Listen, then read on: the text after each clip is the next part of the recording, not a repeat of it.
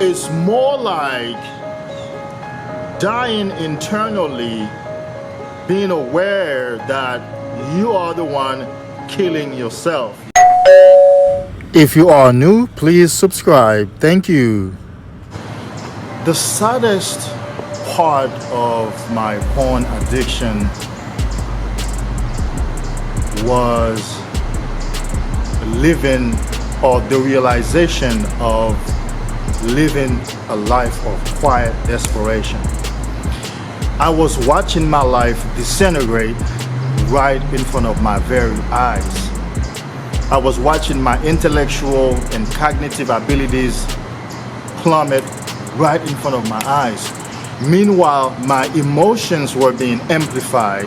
I would snap more quickly and I would get very emotional about things. I became irrational, so to speak. It was like watching my life going down in slow motion. I knew the habit was detrimental, wanted to stop it, gosh knew, but how? Who to talk to? And who can help me? And if you even mention that to someone, they'll say, well, just stop masturbating, just stop watching porn. As though willpower is enough. But willpower is not enough, because the same brain that generates willpower is the same brain that's hungry for dopamine. That's the same brain that's pushing me towards PMO. I used to spend long amount of time sitting down thinking to myself, man, this thing is killing me. This thing is destroying my life. This is not me. Dropped out of college, missed several business opportunities.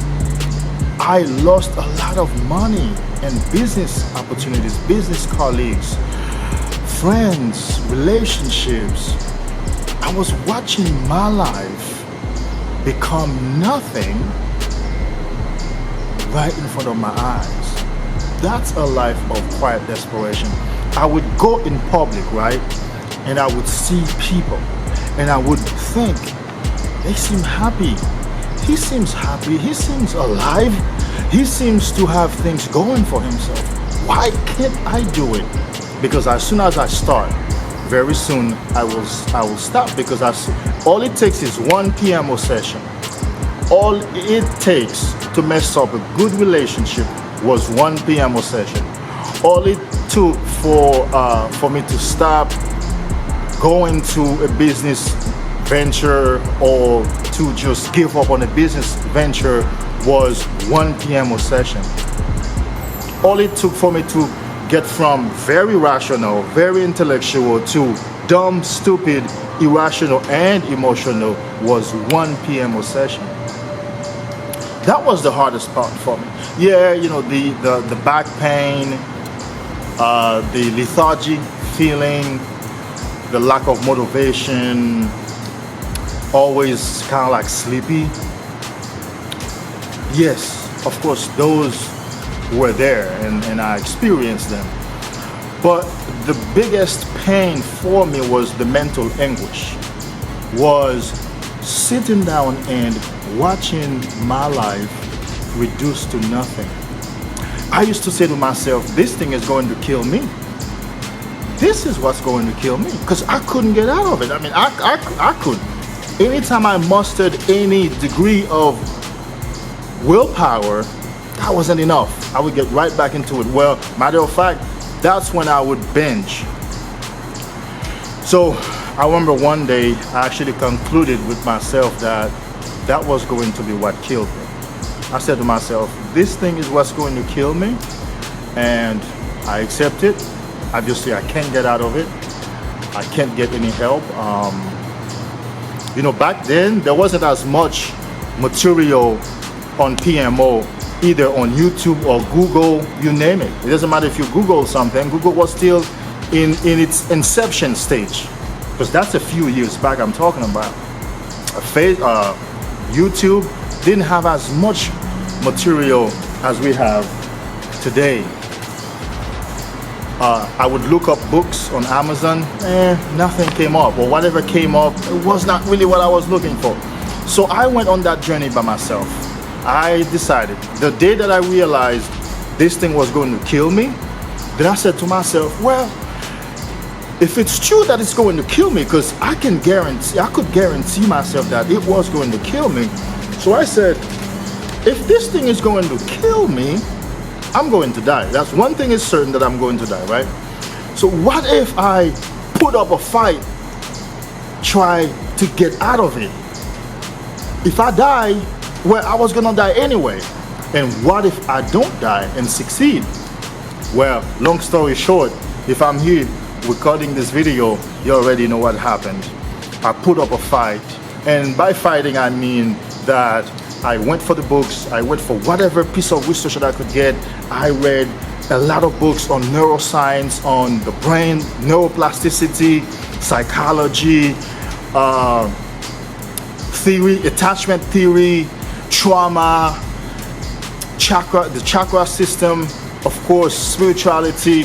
I read lots of books and watched lots of documentaries. Some of them didn't directly relate to PMO, but they helped me to understand some aspect of the human psyche. You understand? They helped me to understand some aspect of the human intellect, or the brain, or the body.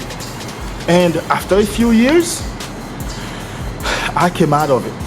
I gotta tell you today, my life is the most beautiful I've ever had. The health in my body, man, the glow. I was looking at my skin earlier. My skin is beautiful.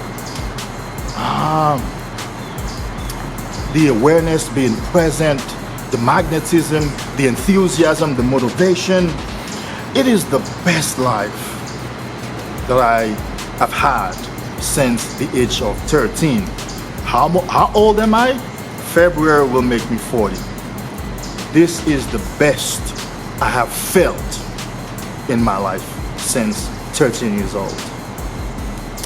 And nowadays, I don't even get tempted to watch porn because I'm so busy doing things. I'm so busy with business and friends and colleagues, and my life is so rich. My mind is so rich. My brain has been rewired. I hope the same for you. And this is exactly why I started this channel, to share these stories with you, and to share more importantly, to share the insights, the knowledge, the concepts that I have gathered through the years that I put up a fight against this thing. I want to share them with you because I was looking for practical insights. A lot of guys on YouTube, they do talk about PMO, they do motivate, they do inspire. But once you get off that app, you get off YouTube and you go to real life, well, how do you go about refraining from watching porn? And how do you go about continuing semen retention when you're itching, when the urge is pushing on you?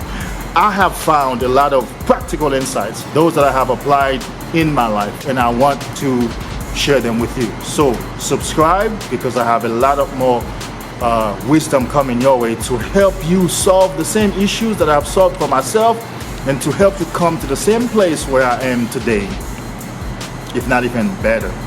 Until next time, subscribe.